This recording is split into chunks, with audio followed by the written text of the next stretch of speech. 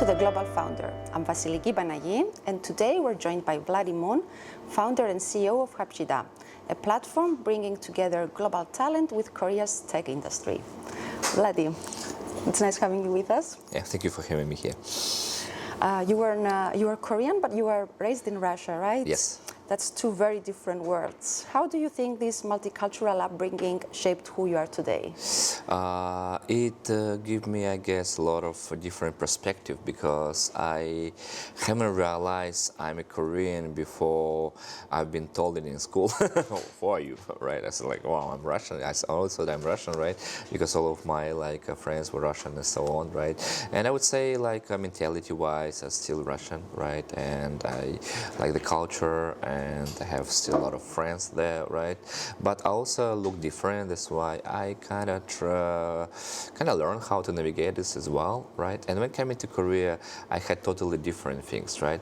I look like Korean, but I was mentality-wise and maybe some character-wise different, right? Mm-hmm. So I also tried to navigate that as well. But I guess it shaped who we are. We cannot change it, and it's a good experience and fun. Mm-hmm. What brought you back to Korea, and what inspired you to start Habsida here?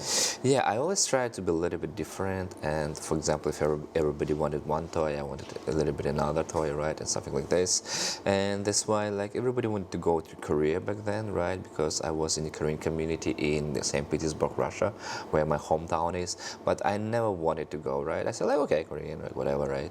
And everybody learned Korean language as I wish I would, right, before. That would make my life so much easier. But then one day, I got some email from my the university, just a graduate, that they had a special program that I can go to for MBA. I was working in an investment bank back then, making a career. So why not? Because I wanted to do the MBA anyways, right? Maybe not that time, maybe a couple of hours later, and they offered me to do MBA in Korea for free. If I apply and win, and I just applied for fun, and I got it, and I decided why not to go, and I said I will go for NBA and come back, and I went 11 years ago and never come back. You're still here. When you first started your company, what did you want Habsida to stand for beyond just teaching tech skills? Okay, Habsida is is a continuation of the journey of my life because I was a management major all the time, right? I was a finance manager, and then I learned a little bit of management, and in my PhD I did entrepreneurship course and something like that, and I teach entrepreneurship in university back home in St. Petersburg, right? So I'm a little bit that. And they always say globalization, right? They used to say it, right? It's like the world, it doesn't matter, there's no barriers, right? But then I made a okayish career in investment banking, right? And I came to Korea and realized I cannot do it anymore, right? Because laws are different, right? Accounting are different, right? But most importantly, how people make deals very different, right? Okay, a size of network that you have to make, right? And language which you have to know perfectly, right, to sell it, because if they see something wrong, because it's premiums, of course, services, right? And then I realized, wow, even the way that they make deals are very different, right? You need to go for the personal connections. You'll never agree anything on the first day. Whatever you agree on, later can be changed, and then you need to maintain these connections. No matter what you put in a contract, sometimes it's also a little bit different. That's why I realized, maybe world is not that global that I thought it is, right? And it makes sense, right? For example, if foreigner come to another country, it should struggle, right? A little bit. It should overcome something, it should adapt, right?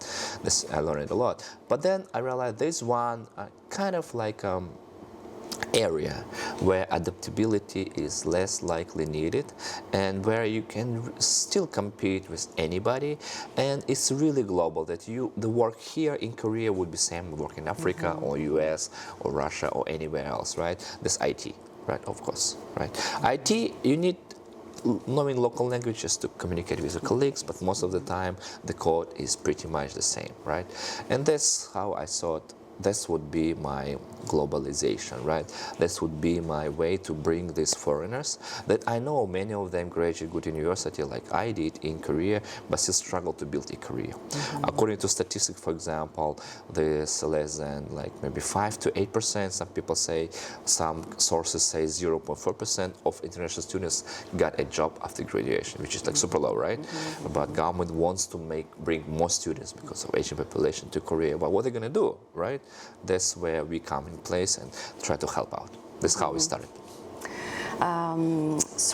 That mission is important to you personally as well, right? Why? Why is it so important? Okay, I spent a lot of years in university, right? Like 4 years bachelor, 2 years master, then PhD 4 years, and then MBA 2 years, right?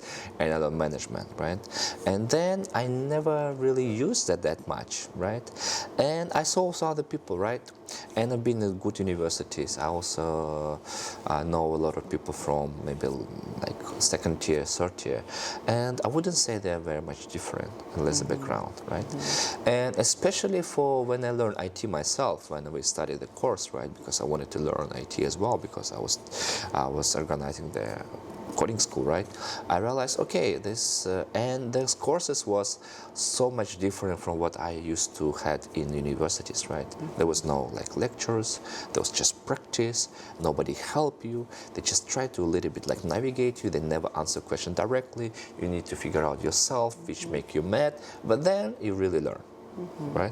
And I'm thinking that's very important, because I don't think that the way we teach, especially management, it makes sense in everyday world, right? We just stay in university, taught by usually not businessmen but professors, right? And then they say, okay, you're ready to do, and you solve the tasks or cases which only like a top tier management will solve, right? And you might never get there, right? So what's the point of this? Why not, in my head, just to make this tuition money, right?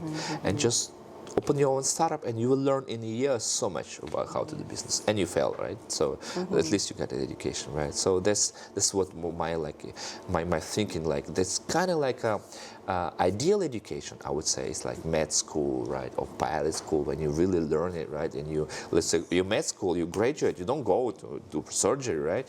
You, as an intern, you do three years, right? Like, and then you will do something like small, right? So that's what I think should be education, like as practical as it can be. What cultural or practical challenges did you face when you created a company that supports non-Koreans in the Korean market? Okay, yeah, there was a lot of like when we just started. I guess in Korea, for me especially, it's not administrative-wise, it's not a big deal, right? Because I have Korean root, that's why I get a F4 visa, which is overseas Korean visa. And by this visa, I can stay as long as I want. I can open any company that I want, right? I can be employed anywhere I want. That's very good by Korean government, right? Even for like totally foreigners, they also have a chance to open companies here. I guess the administrative barrier is not that strict, and visa restriction as well. And making like set up an account is super easy. Like finding people is not that hard as well if you have money, right? But other than that, making business is the hardest one, and as it should be, right? So I wouldn't say in Korea there's a lot of barriers. I think it's easy to start a business, but hard to make one as everywhere else, because there's a competition and the market is not that big, right? And I chose myself the smallest market possible back then, like foreigners, right? Nobody even thought about the foreigners to serve them as some specific matter. And but now it's already 2.5 million, 5% population recently, and by 2040 it will hit at least 10%, and it will be like more than 5 million people, right? So they will be integrated more and more into society. And now my partners and investors that we talk to, right, we try to raise right now, they understand it way better than we did it 5 years ago. We also grew a little bit too, right? But still, back then they was like, really, why foreigners? Why? What's the problem, right? But now they okay, makes sense. Maybe in future we'll need it right now, something like this. It was hard, but I always like a little bit stubborn, so I tried to pursue what I wanted to do. Anyways. And how does Habsida balance being a Korean company with serving an international community? You mean in terms of in terms of PR or like in terms of general way? Yes, in general. Okay, generally we're a Korean company. Right? We're not like international company that are based in Korea. We're just a Korean company. We're a Korean legal entity founded by foreign guys, right? Yes. That's possible. So we apply for some startup project as Korean company. We pitch in Korean if needed, but we prefer to pitch in English, of course, when there are some chances appears, right? Korea is a very unique country. They actually create special program for companies who founded by foreigners, because they want to like bring it up, right? Of course, there's maybe like a few only, right? And then a bunch of the programs that only for Korean companies, which makes sense, right? The government provides resources, right? And they can wish to use it as the way they will. But it's very good for foreign startups because there is some specific program that help you out to start in Korea, right? So we are a Korean company founded by foreigners, but so far it was not any problems. And as a founder with a multicultural background, did that influence the way you lead your team and connect with the students? Yes, because I also had the same problems, right? I need to switch career, and I try to understand my customers, right? I guess it's the main thing that CEO needs to do, speak to customers and understand them, right? At some point, I couldn't already speak to every single one of them, right? And then I felt that I was like losing this kind of like connections. That's why till now I speak with every new customer, right? When they buy the course, I speak with everybody of them. I explain how to teach, how to study.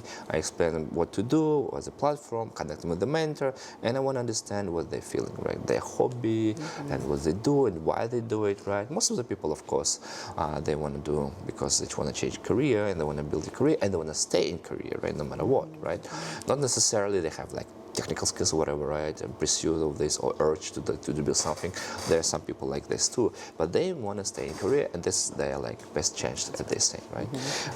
In the same time, we started from Russian-speaking community, which is big, right? It's like Uzbekistan, like Kazakhstan, Russia, Ukraine, every like ex-CIS countries, right? Then I understand them better, like, and we develop that and we address them. But since we have already 250 students from 52 different countries, I want to understand every single nationality, right? Right now, suddenly we have a race of Nepalese students in our school, so I try to talk to them more and to understand why they are, how they're different, and like maybe to provide them a better service.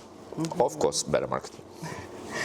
And what have you learned about leadership in Korea that you think global entrepreneurs should understand before doing business here? Okay, I have this opinion, right? I know a lot of, not necessarily entrepreneurs, but also just foreigners who always complain. Like, this government did that wrong, the government did this wrong, the Korea call it global, they don't speak English, they don't need to speak, they don't have to, right, speak anything, right? We need to adapt, right? We just, my approach is, of course, I might not like it, or I might hate it, or whatever I might like, it doesn't matter. I need to understand the way they do business, and I need to adjust it to this local, right? I'm not going to change anything.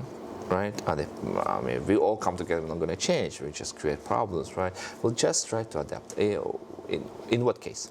For example, the way that Korean companies hire people, right? They, of course, would need like clean resume, they would want to need to check this again, like introduction, it's very like, and you need to have a clean picture, professional one, and you have to have picture because they still pay attention sometimes, right? Is it wrong? Might be wrong. Should I do it? I still should do it because I will increase the probability of my developers to get hired. That's my goal, right? I need to understand this difference as well, right? In this case, I need to be thankful to the Korea as whole for this welcoming, and I have even sometimes more opportunities because I am a foreigner, right? This is the only country, I've been to like 35 different countries, right? There's only country, Korea, that like, if you go to, let's say, to visit Gyeongbokgung, right? it's cheaper for you, for a foreigner, than for a local person, right? And it's interesting, right? I'm just saying, like, Korea is a homogeneous society. You need to understand a little bit of Korean. The way to do business, they totally different. Never say it. You need to read between the lines, but that's a challenge. Yeah. I hear often founders talk about belonging, and I want to ask you, where do you feel more at home, both personally and professionally, of course? I feel it's a hard question, right? I guess entrepreneurs and me as well, I will feel home where my main business is, right? And my main business is in Korea, right? In Korea, and I'll feel home there. But we try to establish them somewhere else, and then I will home there, right? Home for me is like where the interesting things happens, right? It's like people say, oh, okay, I will take this money, I will live in somewhere else, right? Maybe it makes sense, but like in the same time, like opportunities are different, right? So you need to balance it. For me, it's the more interesting the work is, the more interesting the challenge is, that's what I do. Yeah. But I like visiting many countries. Of course. But I hate flying, so I kind of balance it. That. I want to ask you about Habsida's success stories that show real human change. And is there a student story that has stayed with you? Yeah. I wouldn't say like this super successful. In my mind, it should be way bigger than it is, but we're getting there. I hope we're getting there. Okay, I would share you like just 3 stories, right? First story was very fun. I'm very fond of it. The woman from Ukraine. She called me like when we just started, maybe 1 year after we started, and she said like, "Oh, do I need a laptop to be a developer?" I said like, "Yeah, of course." Right? And she said, "Oh, okay, I don't have it." I said, "Look, you should buy it." Okay, I'll buy and call back. Usually they never call back. And then a couple of months later, she, "Oh, I bought a laptop. Our money bought a laptop." Then we start talking, and she turned out to be a mermaid. A mermaid in aquarium, right? There's aquarium, and other than fishes, there's some also performances, right? And they hire synchronous swimmers, right? But she was not synchronous I think she was just a swimmer, right? From Ukraine, and she hired her, and she performed as well, right? And she would say, "I want to be a developer. I want to do something else," right? And she learned. She learned Java, of course, and when she was about to graduating, right? They even called me. She called me first. She said like, "Oh, my director from my company, they didn't understand like why I said this is a scam. Can you talk to them, explain?" Because I said that I'm leaving. They said like, "Who will leave? A developer?" And I talked to them. I explained, yeah, she's gonna be a developer, right? It's like, and she became one, right? After a couple of months, she found a job and she worked there. And then later on, she found another job. She worked there as well, and she tried to be a developer, and she worked well, right? Since then, is something changed. I think she then married and decided to not to be a developer, right? And now I think she also works in aquarium as well again because she liked it, right? Yes. But at least it's her choice, right? At least she could do it, right? And exactly. she still can continue, right? And nobody can say that she's failed, right? We have another story as well. I just give me some funny stories, some not funny, like just interesting stories, right? Nothing funny about it, right? So she was in the circus. She was an acrobat. Not like this jungler, like acrobat, the woman from Kazakhstan, and she came here with her Korean husband, not Korean, but like us, Russian Korean, and she stayed here and she studied also Java development. I guess Java is popular, and now she found a job in one of the biggest Kazakhstan companies as well, remotely, right? So these stories is always. We also had a Kyrgyzstan national team soccer player who got injured and studied with us. We also had also for another guy from the circus. But most of this we have interesting students, factories. Every story is very different. But I like every time that they find a job, I really enjoy it, and it's kind of give us motivation to go further. And what is the impact that you hope Habsida will have, not just on careers, but on how Korea is seen as a place for global talent? Yes, Korea, I would say. In general, it's hard for Korea to attract global talents right now because salary is not that high. Visa is not that hard to get, but not that easy to get as well, right? Cost of living, I said low, but there's not many like maybe warmer. There are much warmer places in much cheaper places as well, right? Also, there's for jobs. There's many jobs, but not as many. And also they don't understand how to get them, right? Only recently there's been some English-related websites for jobs, but back then there was nowhere, right? So I guess that it would be still hard, and it is hard to attract top talent, like let's say as a hub to move to Korea, right? But why not to bring up from within, right? Because there's so many foreigners, right? Most of the foreigners do not have a career, right? Why not to give them the opportunity and to hire them and to try to build them? Because if, for example, if you need more technical talents, right? If you I give you a comparison, right? In Silicon Valley, there's more than 66% of developers who born outside of Silicon Valley, outside of US. So many, they're not US. They might be a citizen sometimes, most of them not. They just came to Korea for work. They attract biggest talent. That's why they make the biggest companies and technologies. And also, not speaking about Silicon Valley, is very different from anywhere else. Let's say US in general is more than 30%. Right, developers are foreign born. In Korea, I would say it's less than 0.01%. Right, of course, there's not so many. Right, that's why I think that what we do, it will have big impact. Right, because Korea wanna find a way, wanna build more companies, because competition-wise, you need to have a lot of technologies, right, to compete in the global market, and economy is like not. I mean, it's like, I'm not sure it's stagnating, right? But I can see the prices rises, right? It might not be good, right? Everywhere else, yeah, same, I guess, right? And in this case, like, I wanna like more and more companies will get this technology. Aging population getting better, by the way, right? These days, but still, it's a big problem. That's why I would think that like these foreigners will play a bigger role in future, and that's what we laid a good foundation and increase our valuation, probably. What is next for Habsida? How do you see its role in connecting Korea with the world through education and opportunity? Okay, I always have a lot of thoughts. It was even funny, like after 2 years inside the company, right, when we founded, right, we moved to India to make a business there, and like miserably failed.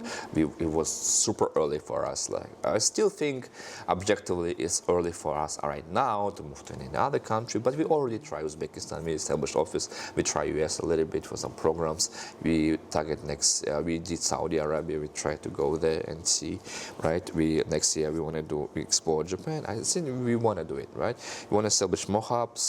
I want to like a little bit develop these things which call like remote working, right? Remotely, because Korean companies usually do not use it. Right? They wanna people in home or not at home, in the office, right? They wanna talk to somebody. They wanna like smoke with them. They wanna do something, right?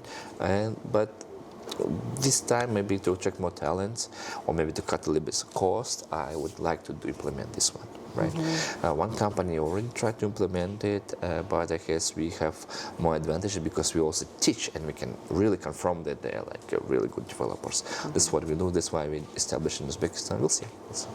Nice. Vladi, I want to thank you for this inspiring interview, and wish you continued success. Oh, thank you very much. This was Vladi Mun, founder and CEO of Habsida. To discover more inspiring founder journeys, you can visit us at globalfounder.com. Thank you for watching. Oh.